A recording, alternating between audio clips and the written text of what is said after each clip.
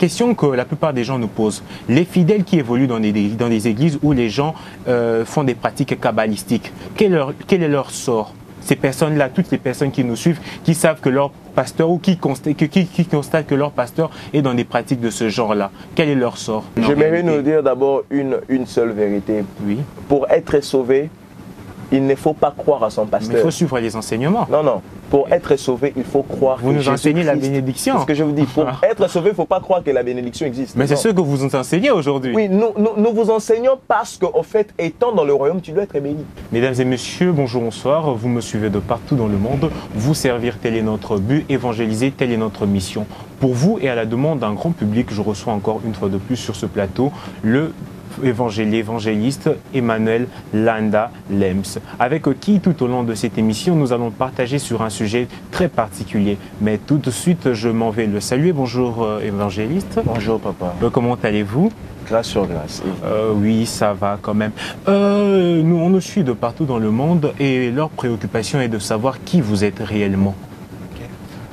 Je suis, comme vous l'avez dit autrefois, je suis l'évangéliste Emmanuel Lems Landa, tel est mon nom, et je suis le dirigeant du ministère La Réforme Évangélique évoluant à Kinshasa, précisément à Bandal. La Réforme évangélique évoluant à Bandal. Avant d'entrer dans le méandre de notre sujet, ma question est celle-ci. Pourquoi aujourd'hui, si l'on échoue professionnellement, on pense que l'Église est les remparts de ceux qui ont échoué professionnellement? Vous êtes jeune, pourquoi vous vous êtes livré personnellement à aller dans l'Église et à servir Dieu, et pourtant que plusieurs professions sont disponibles? En fait, c'est question de la perspection de l'appel d'une personne. J'aimerais mieux nous l'expliquer. Plusieurs échouent parce qu'ils se sont peut-être précipités à l'appel du Seigneur, ou soit plusieurs échouent parce qu'ils se sont eux-mêmes fait appeler par Dieu. L'appel du Seigneur se passe avant même la naissance d'une personne. Et lorsque tu es vraiment un appelé de Dieu, tu n'as pas besoin d'aussi grandir en âge pour commencer avec le Seigneur. Tu as simplement besoin d'avoir conscience que Dieu est en train de t'appeler et de te lancer en ça. Mais aujourd'hui, vous ne pensez pas que tout le monde veut se réfugier dans l'Église? Ceci n'est pas à la base de la confusion dans l'Église, parce que c'est tout le monde qui se réveille aujourd'hui et devient prophète et le lendemain devient évangéliste. Comment est-ce que vous justifiez cette chose-là? Je dirais un peu de mots que ça, c'est le travail de bergers et des pasteurs de leur Église à leur enseigner cela. Tu vois, il y a certaines choses que nous devons enseigner à l'Église. Oui. C'est-à-dire que l'Église n'est pas un camp où nous fabriquons des paresseux, des personnes qui ne veulent pas travailler, mais qui veulent passer leur plein temps à l'église. Non, non. Il y a certaines personnes qui sont appelées vraiment à travailler que dans l'église, et il y a des personnes que le pasteur doit leur enseigner, qui doivent sortir et aller travailler en dehors pour le profit, bien sûr. On dirait que c'est la crise démocratique ou la crise financière démocratique du Congo qui fait en sorte que l'on est bas. Voilà, cela n'est pas notre sujet du jour. Voilà, vous avez parlé d'un encadrement particulier en termes des bergers et pasteurs de l'Église. Vous, personnellement, quel a été votre parcours avec Dieu? Comment est-ce que vous êtes devenu ce que vous êtes aujourd'hui? Ma parcours avec Dieu n'a pas été si facile, mais j'ai béni le Seigneur également pour mettre près de moi certaines personnes qui ont eu à m'orienter par rapport à l'appel que j'avais du Seigneur. C'est-à-dire que j'avais l'appel du Seigneur, mais avec beaucoup de confusion, avec beaucoup de tâtonnements, vu mes premières années dans la marche du Seigneur n'était pas très facile parce que j'essayais à voler avec mes propres ailes. Mais Dieu merci, il a eu à mettre certaines personnes qui m'ont vraiment aidé. Et aujourd'hui, nous sommes ce que nous sommes par la grâce du Seigneur, mais en passant par certaines personnes que le Seigneur avait mis en notre chemin. Vous ne pensez pas que c'est encore prématuré pour vous de sortir et vous avez reçu Seigneur Jésus-Christ peut-être hier, et on dit qu'aujourd'hui ceci est à la base de la confusion de l'Église. On reçoit le Seigneur Jésus-Christ lundi, le mardi on suit un affermissement rapide, le mercredi on sort dans l'Église et on devient prédicateur. C'est prématurément. Vous ne voyez pas que c'est un peu trop tôt pour vous de sortir et de vous appeler aujourd'hui évangéliste? Oui, vous avez raison par rapport à ça. Il y a beaucoup de prématurés dans l'appel du Seigneur, mais j'aimerais vous signifier quelque chose que nous avons passé par certains processus avant d'arriver jusque là où nous sommes. Ce n'est pas aujourd'hui que nous avons commencé à servir Dieu. Moi, j'ai donné ma vie au Seigneur pendant que j'étais très jeune et j'ai commencé à prêcher il y a de cela déjà 4 ans. Donc, il n'y a pas de question de prématuré, Et ce qui est beaucoup mieux, c'est qu'avant d'abord de se faire appeler ainsi, il faut une certaine ordination. C'est-à-dire que certes, nous sommes appelés bien avant même de venir sur la terre. Mais Dieu a placé des personnes supérieures que nous, de nous ordonner à faire ces services de Dieu. Et chez vous, c'est? Et moi, il y a eu mon père spirituel qui l'a fait et je suis ordonné donc à le faire. Donc, voilà, il est ordonné à le faire. Rapidement, je dirais, quelle est la place de la théologie dans vos enseignements? La place de la théologie a beaucoup d'importance. C'est-à-dire que maintenant, là, je suis en train de suivre quelques cours de la théologie. Certes, je dirais que ça a une certaine importance dans nos prédications. C'est-à-dire pour savoir, parce que quand nous prêchons, il faudrait pour nous de savoir de situer cela géographiquement, de situer cela selon le temps, de situer, voilà. Tout ça, la Bible ne précise pas deux fois cela. Mais aujourd'hui, les gens ne comprennent plus bien vos enseignements parce que vous êtes tellement, pour bien expliquer vos enseignements, vous parlez de l'hébreu et de l'arabe. Nous avons besoin des enseignements et non de l'hébreu et de l'arabe. Situer géographiquement nous renvoie à quoi? Très difficilement, en fait, j'emploie des termes hébraïques. Mais c'est ce que nous voyons aujourd'hui avec nos enseignements. Oui, c'est ça. En fait, un prédicateur n'est pas une personne qui vient pour manipuler ou soit pour intimider des gens. Oui, c'est ce que nous remarquons aujourd'hui. Il faudrait comprendre cela. Nous remarquons aujourd'hui dans l'Église en général. Dans l'Église en général, ok. Oui. Quand tu parles de la générale, donc l'exception également peut faire une différence dans la générale. Oui, voilà. Nous essayons un peu d'évoluer. Okay. Évangéliste Emmanuel Landa Lems, nous allons aujourd'hui partager sur un terme très particulier. Il s'agit bien évidemment de l'élévation ne vient ni de l'Orient ni de l'Occident. Aujourd'hui, nous vous recevons facilement parce que vous êtes encore évangéliste. Aujourd'hui, quand vous aurez votre Jeep, il sera très difficile de répondre à nos appels et c'est parce que vous allez occuper en quelque sorte une situation économique plus élevée.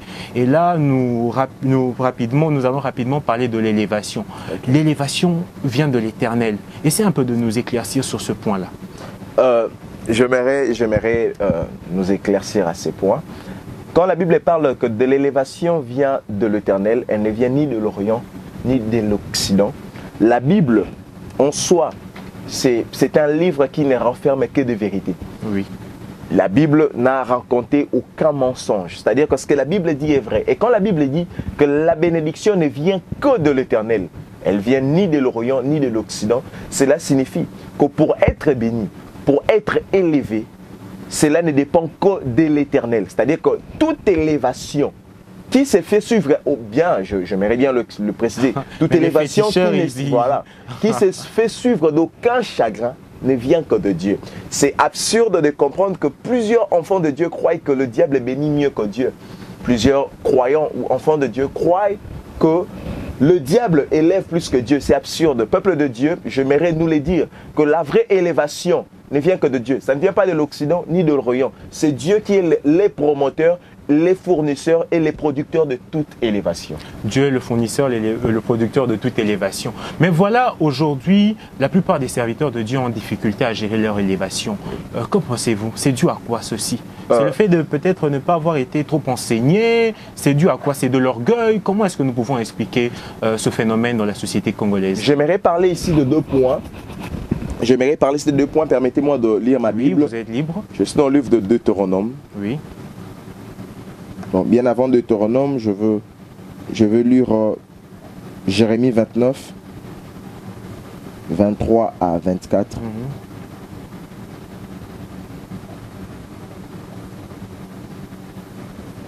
Jérémie 29, permettez-moi.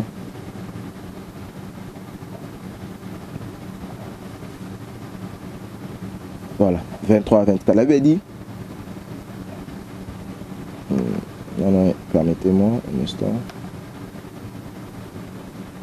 Mesdames et messieurs, le temps pour nous de rechercher les versets que nous sommes en train de chercher. Jérémie 9, j'allais dire, Jérémie 9, 23 à 24. Elle avait dit, ainsi parle l'Éternel, que le sage ne se glorifie pas de sa sagesse, que le fort ne se glorifie pas de sa force, que les riches ne se glorifient pas de sa richesse, mais que celui qui veut se glorifie d'avoir l'intelligence de me connaître, de savoir que je suis l'Éternel qui exerce la bonté, le droit et la justice sur la terre, car c'est à cela que je prends plaisir, dit l'Éternel. Vous savez, plusieurs personnes sont élevées, bien sûr, mais plusieurs personnes n'étaient pas encore passées à l'école de l'humilité. Je vais parler de deux points ici. Tu sais, quand tu es élevé, Oui. Pour mieux gérer cette élévation-là, tu dois avoir conscience d'une seule chose d'abord. La conscience que tu dois avoir, ce que j'ai, ce n'est que superflu. La Bible dit ceci, cherchez premièrement le royaume des cieux et le tout vous sera donné comme du superflu. Cela veut dire, même l'élévation n'est comme superflu. En Ingala, c'est comme les matabisi. Et il n'y a aucune personne qui peut se glorifier parce qu'elle appelle ça qu'elle itabisi. Parce qu'on l'a donné une certaine superflu. Donc quand tu te glorifies à cela, on peut d'abord comprendre de tout bonnement, tu n'as pas compris la personne qui t'a élevé. Parce que les personnes qui connaissent Dieu ne se glorifient jamais parce qu'ils sauront toujours que ce que j'ai, je ne l'ai pas reçu de moi-même, mais je l'ai reçu venant de Dieu. Souvenez-vous, avec l'histoire des Israélites, la Bible dit que Moïse, dans le livre de Deutéronome 8, il est en train de parler aux Israélites en leur disant, lorsque vous habiterez des belles maisons, lorsque vous construirez, lorsque, mais souvenez-vous, au Dieu qui vous a sorti de l'Égypte et gardez votre cœur pur. On n'est jamais vous dire que ce que j'ai eu, je l'ai eu de moi-même. Donc, pour mieux conserver l'élévation que Dieu donne à une personne, il faut garder premièrement un état d'humilité, deuxièmement la conscience que ce que j'ai, je ne l'ai pas eu de moi-même, mais je l'ai eu de Dieu. Mais aujourd'hui, en parlant de l'élévation, nous sommes toujours dans l'élévation. Nous constatons que l'Église de notre Congo aujourd'hui souffre de plusieurs maux, mais nous allons essayer un peu de dénicher l'un, c'est le faire recours à la magie, faire recours aux pratiques sataniques dans l'Église. C'est chose que nous remarquons aujourd'hui. Aujourd'hui, nous voyons des gens faire sortir dans le corps des gens des serpents, des grenouilles. Nous voyons des gens faire sortir de l'argent dans les poches des gens. Ce n'est pas cette quête de l'élévation qui vous a tous conduit vers la magie, la kabbalistique juive, tel est le terme que l'on emploie aujourd'hui. Ce n'est pas cette quête-là de l'élévation qui vous a conduit vers ça, ou bien comme vous vous expliquez cette chose d'une autre manière? Ici, j'essaierai d'être un peu de penchant. Oui. La première penchant, j'aimerais nous dire ceci. Lorsque une personne ne sert plus Dieu avec son cœur, oui, c'est-à-dire lorsque une personne commence à servir Dieu pour impressionner, oui, lorsque une personne commence à servir Dieu pour ses propres fins, oui, cela lui amènera à faire tous ces délires. Par rapport à quoi? L'élévation de Dieu également a un temps fixé. C'est-à-dire, Dieu dans son calendrier, Dieu dans son plan, il sait qu'il élèvera X personnes à tel moment et il élèvera une autre personne à tel moment. Maintenant, lorsque, déjà dans ton cœur, tu ne sers plus Dieu pour de vrai et que tu sers Dieu pour impressionner ou carrément tu sers Dieu pour tes propres fins, pour ta propre poche, que feras-tu? Tu vas chercher où il y a une élévation vite fait, rapide, mais tu ne sais pas où est-ce que cette élévation finira par t'amener. C'est là que la Bible dira que la bénédiction de l'Éternel ne finit toujours pas élévation, mais elle s'est fait suivre d'aucun chagrin. Mais lorsque maintenant tu n'attendras pas cette élévation-là par rapport à ton cœur sale ou soit ton cœur noir, tu vas te lancer dans ce genre de choses. Et j'aimerais également parler de mon deuxième penchant en disant ceci. Ce ne sont pas toutes ces personnes que vous voyez faire ce genre de miracles qui sont dans le cabal juif ou soit qui sont dans la sorcellerie. Non, non. Les problèmes avec l'église du Congo, ou soit pas l'église du Congo, mais les problèmes avec l'église actuelle, c'est que des personnes ont beaucoup plus la connaissance de l'œuvre satanique que la connaissance de l'œuvre de Dieu. La Bible dit dans le livre de Job 42, verset 2, oui, que je reconnais que Dieu peut tout et que rien ne peut s'opposer à ses pensées. Cela veut dire que Dieu peut tout faire. Tous ces genres de miracles que vous voyez, Dieu est capable de le faire. Car seulement, il faudrait chercher les dons de discernement des esprits pour comprendre ce qui vient de Dieu et ce qui ne vient pas de Dieu. Mais je trouve ça très mal, de la manière dont certaines personnes sont très radicales en disant ça c'est le diable, ça c'est Dieu, ça c'est le diable, ça c'est Dieu. En fait, il n'y a aucune personne qui a été professeur de Dieu qui peut nous expliquer ce que Dieu peut faire et ce que Dieu ne peut pas faire. Ah voilà, les professeurs, mais aujourd'hui, certaines personnes ont le discernement, ils peuvent facilement comprendre. Mais cela n'est pas en quelque sorte notre... Laissez-moi vous dire une chose. La question que la plupart des gens nous posent, les fidèles qui évoluent dans des églises où les gens font des pratiques kabbalistiques, quel est leur sort? Ces personnes-là, toutes les personnes qui nous suivent, qui savent que leur pasteur ou qui constatent que leur pasteur est dans des pratiques de ce genre-là, quel est leur sort? Ils sont égarés, ils sont perdus, ils n'ont plus aucun sort. En fait, qu'est-ce qu'il devient? J'aimerais nous dire d'abord une seule vérité. Oui. Pour être sauvé, il ne faut pas croire à son pasteur. Mais il faut suivre les enseignements. Non, non. Pour être sauvé, il faut croire vous que nous enseignez la Jésus-Christ- bénédiction. C'est ce que je vous dis. Pour être sauvé, il ne faut pas croire que la bénédiction existe. Mais c'est Non. ce que vous nous enseignez aujourd'hui. Oui, nous vous enseignons parce qu'en fait, étant dans le royaume, tu dois être béni. Mais est-ce que c'est une condition? En fait, nous avons reçu l'un de vos confrères qui dirait Oui. que la bénédiction ne doit pas en quelque sorte être les premières de nos enseignements, mais elle doit en quelque sorte être un secondaire. Vous ne voyez pas que vous êtes en Oui, train de les tromper le peuple. premières des enseignements, il a raison. Le Oui. premier des enseignements, c'est Jésus-Christ mort et ressuscité. Mais aujourd'hui, c'est plus ce que nous voyons. Aujourd'hui, vos thèmes, aujourd'hui, viens et vois. Viens et vois, Non, viens parce que expérimenter le surnaturel, également- le miracle. C'est ce que vous nous enseignez aujourd'hui, l'Église. Oui, certainement, mais également, c'est parce que vous n'étiez pas là lorsqu'ils ont commencé à enseigner les premiers enseignements. Mais non, mais c'est ce que nous remarquons aujourd'hui. Toutes les affiches, en fait, d'abord, ouvrons un peu un petit chapitre. Oui. Aujourd'hui, sur les réseaux sociaux, tous les pasteurs sont tout le monde est enseignant. Vous nous présentez des très belles photos avec des courts enseignements. Vous dites que si vous tapez Amen, vous serez béni. Essayez un peu de nous justifier cette chose-là. Est-ce qu'on est aujourd'hui bénéficiaire d'une bénédiction si seulement on tapait un Amen ou si seulement on partageait une publication? C'est toujours la recherche de l'élévation. Non, j'aimerais également parler en deux penchants ici. Oui, d'abord, deux penchants premièrement, oui. c'est ce que j'appelle en d'autres termes la manipulation. La manipulation ne vient pas de Dieu. Je ne peux pas t'obliger à faire quelque chose pour recevoir une certaine bénédiction quelconque. Oui. Mais également, Jacques nous dit que la foi sans œuvre est une foi morte. Oui. Si je l'écris dans un sens de te pousser à faire, c'est-à-dire à faire une œuvre que moi j'appellerais la foi avec œuvre, Oui. là je comprends. Mais si je te pousse à les faire par sentiment, c'est une manipulation quelconque. Pourquoi quand je prêche, je te dis Amen. Quand je l'ai fait, ce n'est pas pour ma célébrité, c'est pour te permettre à faire une œuvre, afin que ta foi devienne, afin que ta foi plutôt ait également une œuvre, pour que ce que j'ai dit s'accomplisse dans ta vie. Donc, si tu le fais par manipulation, Dieu va te frapper et créer quelque chose et dire que si tu partages, cela t'arrivera. D'ailleurs, moi, je ne partage pas et je n'aime pas d'ailleurs quand je vois ça. Alors, ceux qui vendent de l'huile d'onction, ceux qui vendent de l'eau bénite, tous ces genres de pratiques dans l'église. Tu me fais entrer dans des sujets dans des sujets que j'ai évités, mais je vais essayer de... Non, nous devons partager, c'est pour la bénédiction du peuple de Dieu. Et il y a quelque chose dans l'église également qui est en train de mourir, Oui. que j'appelle la révélation. Oui.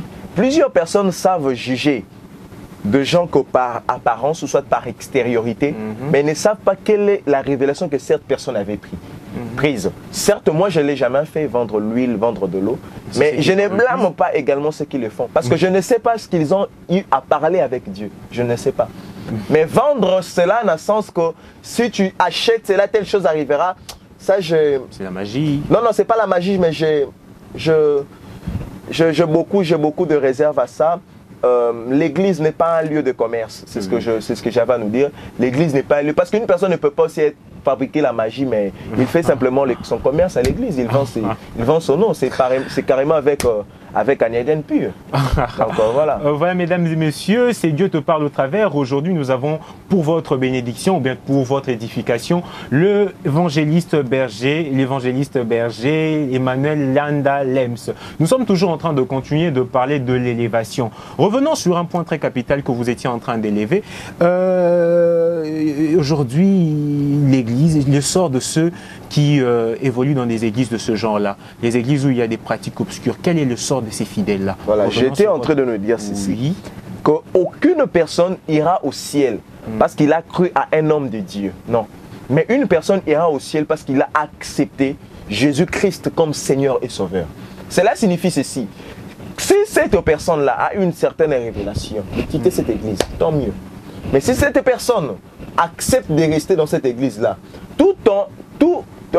en n'est jamais acceptant Christ comme Seigneur et Sauveur, parce qu'en fait, nos églises également, nous devons accepter qu'ils sont remplis nous sommes plongés dans une certaine idolâtrie que nous ne savons pas l'expliquer, c'est-à-dire que des personnes prennent maintenant pour l'homme de Dieu comme Dieu. Oui. C'est ce genre de personnes qui iront en enfer. Mais une personne peut même, là je l'ai dit et je suis conscient de ce que j'ai dit, une personne peut prier dans une église qui est pervertie, mais sur lui-même garde sa marche sincère et droite et qu'il croit c'est une personne qu'elle croit que Jésus-Christ est Seigneur et Sauveur, il ira au ciel. Ça n'a rien à voir avec l'église ou quoi que ce soit, parce qu'en fait, si nous partons dans l'allure dont vous parlez, plusieurs personnes iront en enfer parce qu'il y a également plusieurs faux serviteurs de Dieu. Il y a également plusieurs faux serviteurs de Dieu, mais il faudrait avoir la révélation, comme vient de le dire l'évangéliste Berger Landa.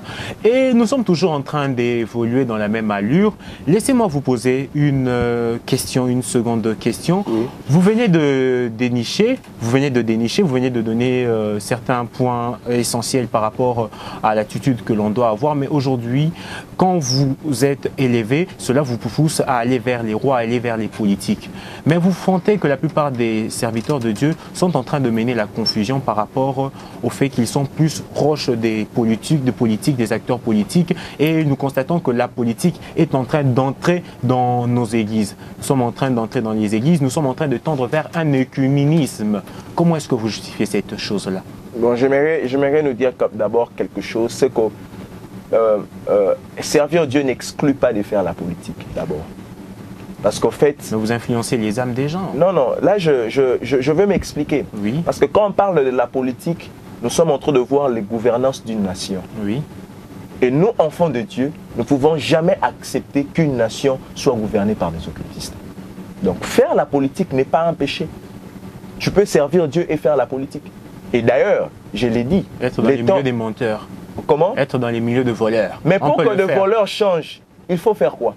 Il faut inculquer de bonnes personnes. Là. Une orange pourrit toutes les autres oranges. Non. Nous avons vu plusieurs personnes qui disaient qu'ils ont allé au Parlement pour servir Dieu, pour chercher en quelque sorte à convertir les autres. Nous avons vu ce qu'ils ont fait. Si tu es mûr, oui, et stable et mature, Christ en toi, bien formé, tu ne peux pas être perverti par ces gens. Il y a des plus grands qui ont fait ça. Non, tu sais, il y a quelque chose. Oui. Avant d'entrer dans ces genres de milliers, tu dois d'abord être conscient que tel que je suis là, je ne peux plus être influencé. Mais je suis maintenant une personne qui peut influencer les autres. Si on fait ça, le rôle que Christ nous a donné, il a dit ceci: vous êtes la lumière du monde et vous êtes les sels de la terre. Et la lumière et les sels a un seul rôle, c'est d'influencer. La lumière influence les ténèbres, les sels influencent le goût. Donc partout où nous partons, même dans le lieu politique, nous devons influencer. Lorsqu'il y a les ténèbres, c'est à nous d'apporter la lumière. S'ils sont des menteurs, s'ils sont des voleurs, mais comment est-ce qu'ils doivent changer? Ils doivent changer par rapport à la lumière que nous devons apporter. Christ, lui qui était saint, il avait accepté de descendre sur terre. Il y avait des ténèbres sur l'abîme de la terre. La terre était dans un état chaotique. Mais oui, si Christ aussi avait dit, ah, l'orange pourri, moi, orange dans la bien, si je partais dans l'orange pourri, ils vont me salir. Il n'allait pas venir. Mais parce qu'il savait qu'en soi, je suis la lumière. Si je partais, j'ai la capacité d'apporter la lumière, et il est venu et il l'a fait. Et je crois que tu peux servir Dieu et faire la politique, et par la grâce du Seigneur apporter une certaine lucidité dans la politique. Voilà, nous sommes déjà en train de tendre vers la fin de notre émission. Une toute petite question. Vous ne voyez pas que ces choses-là nous ont, la politique nous a renvoyé vers l'œcuménisme. Aujourd'hui, nous voyons les musulmans, laissez-moi les citer, cela n'engage que moi, les musulmans, les kimbanguistes, les protestants, toutes ces personnes qui ne partagent pas les mêmes visions, ne partagent pas les mêmes enseignements, se réunir autour des acteurs politiques pour prier. Cela n'est pas à la recherche de l'argent. Vous pensez que Dieu peut agir dans des situations de ce genre parce qu'ils ne partagent pas les mêmes points, les mêmes opinions, les mêmes enseignements? Dans ces stades-là, moi personnellement... Oui, un chrétien, un catholique... Moi personnellement,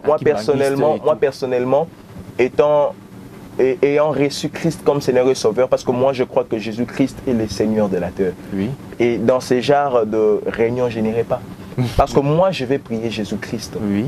Et ils vont prier ce qu'ils peuvent prier. Donc, je ne vois pas ces mélanges-là de mélanger un musulman, un chrétien et un tel de prier. Ils vont prier quel Dieu?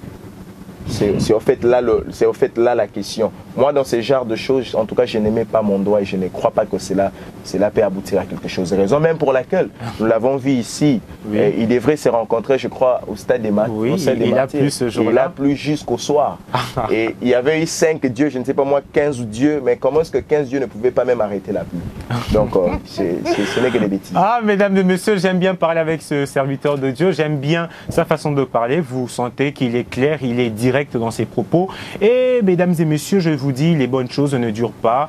Nous sommes presque déjà à la fin de cette émission, mais j'aimerais bien que le serviteur de Dieu nous dise un dernier mot par rapport au sujet que nous avons exploité aujourd'hui, l'élévation là, comment la gérer et comment toutes les personnes qui vous suivent, qui sont en train d'être élevées, doivent faire pour éviter de tomber dans le mal.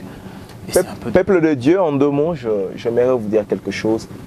Ne suivez pas ce que des gens disent. Ne suivez pas ce que vous entendez. On a entendu là-bas courte joie. On a entendu là-bas ceci. Là-bas, des jours tu l'as. Jésus avait dit qu'au temps de la fin, ils viendront. Ils diront que Jésus, le Seigneur est ici, le Seigneur est là-bas. N'y allez pas. Mon frère, ma soeur, la Bible dit dans le livre de Luc, quand Simeon est en train de parler, Simeon a dit ceci.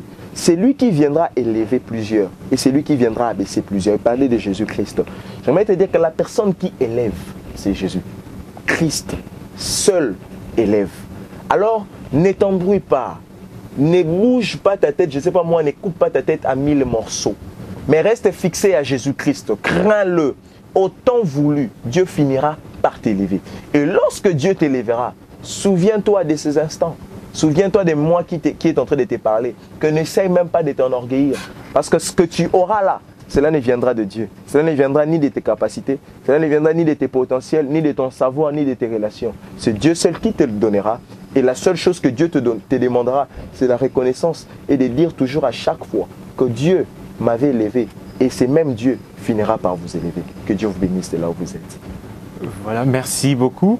Mesdames et messieurs, AS Musique 243, évangéliser est notre mission, vous servir est notre objectif. Aujourd'hui, j'ai reçu pour vous l'évangéliste Landa Emmanuel, avec qui nous avons partagé sur un sujet très intéressant. Je pense que le prochain rendez-vous est pris sur la même chaîne, sur la même radio et avec le même présentateur ou avec ma consoeur. Il s'agit bien évidemment de Diane Ndefou. Je ne finirai pas cette émission sans pour autant dire un grand merci à mon PDG Azaria Kankou, sans oublier le caméraman de guerre qui s'agit bien évidemment de Diego Malundama. Et moi, je vous dis déjà au revoir et à très bientôt. Merci.